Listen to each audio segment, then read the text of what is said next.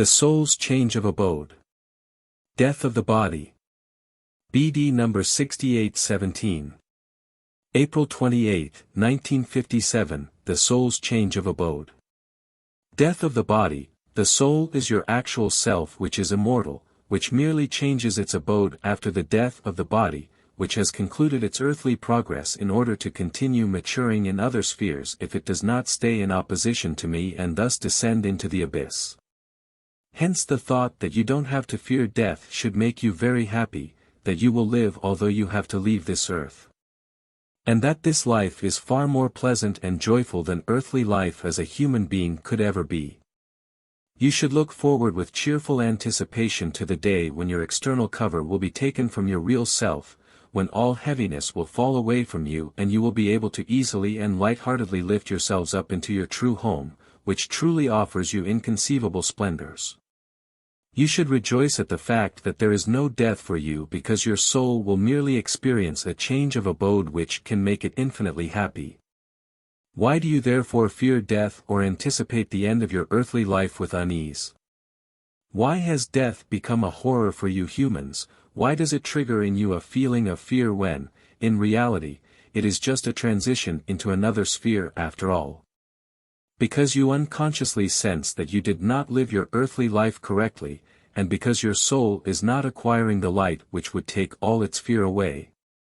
For a person who complies with my commandments of love, who thus lives on earth in accordance with my will, has no fear of death but yearns to shed his earthly cover because he longs for his true home, because love has kindled a bright light in him and, looking ahead, he also knows himself to be near to me, where no suffering and pain, no affliction can touch him, where he feels sheltered by my love. All people could have this blissful certainty, that they will exchange a sorrowful and difficult existence for this feeling of security when they depart from this earth, if only they would live their earthly life with this aim in mind. If they would always follow their inner voice which clearly informs them of my will. If they would already on earth enter into the right relationship with me, their God and Father of eternity.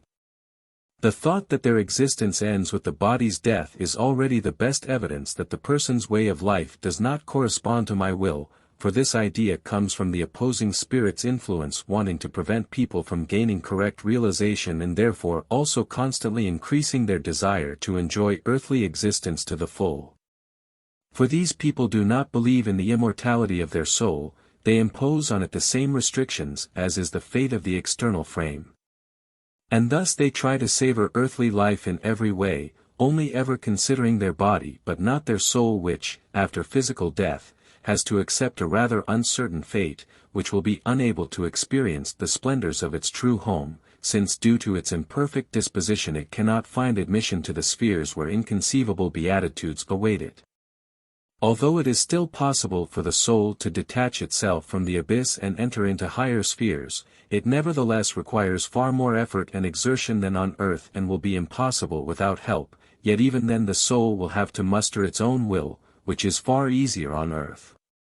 The self cannot cease to exist but it creates its own fate of blissfulness or agony.